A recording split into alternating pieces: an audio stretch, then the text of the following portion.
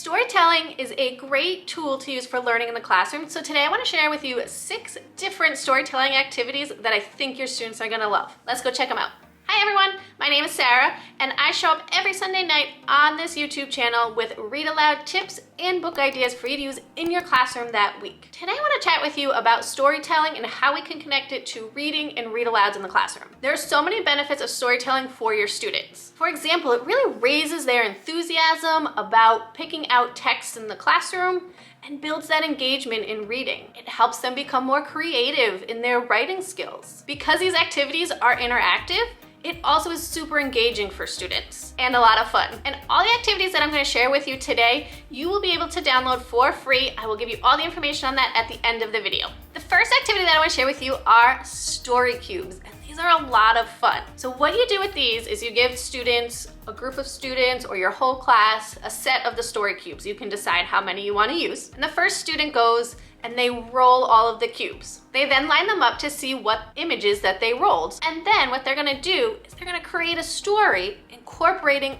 all of the images that they rolled, or depending on the age, as many as they can. This really builds their creativity and it's kind of an impromptu activity. They don't never know what they're gonna roll, so it's fun to get them involved in this one. The second activity that I wanna share is acting out a story. So you can break students into small groups and either give them a story that they already know, such as the 3 Little Pigs, or you can let them choose a story that they all know, and then they're gonna work together to act out the story and come up with storyline and what they're gonna say and how they're gonna act it out. And you can also add in props or costumes, and that adds that little extra element of fun to the process. You can take this a step further and you can incorporate reader's theater. And if you're not sure what reader's theater is and would like me to do a video on it, leave me a comment below and I can definitely talk more about reader's theater in the classroom because it's an awesome tool to use. And after the students practice in their groups together, you can have them perform for the rest of the class, you could videotape it, share it with other classes,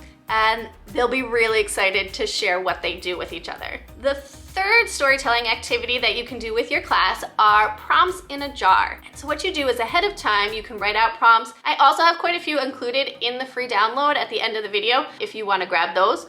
Or you can write out your own and put them in a jar, and students one by one will pull out the prompt and have them create a story from there. And depending on the age, you can either have them act it out or you can have them write it down as a creative writing piece. And these prompts can come in 2 different ways. You can give them an overarching view of what the story is to be about. So they could write a story about a book character that comes alive. Or the story prompt could be just the first sentence and they have to finish the story from there. So for example, it was a dark and stormy night and they have to finish the story. So those are 2 different ways that you can do the story prompts with your class. The next storytelling activity that I have is called Pass the Spinner. So you create the spinner ahead of time, again, included in the free download at the end of this video, or you can create your own. And on this spinner are different things such as something magical happens, the weather changes. And what happens is students sit in either small groups or as a whole class, sit in a circle. Once the students are in the circle, the first student is gonna start the story. They are going to do 2 to 3 sentences and get the story off to a good start. They're gonna pass the spinner to the next person.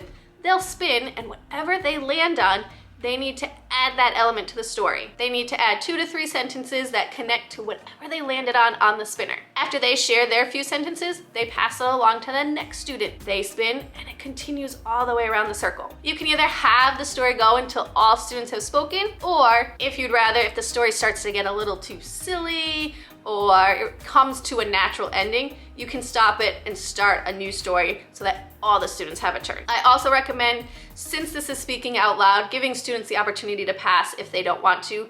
Not all students are comfortable with this impromptu coming up with something quickly on their feet. So give students the opportunity to pass if they choose. The next storytelling activity that I want to share is called Draw a Picture. And this can either be done in pairs, in small groups, or even as a large group. What's going to happen is each student is going to draw a story on their piece of paper. They're going to come up with it in their mind. And once everybody has drawn their picture, they're going to swap it with somebody. That person is going to either come up with their own story based on what the picture is, or they're going to try and figure out what the illustrator was trying to create. And the point isn't to get the story right.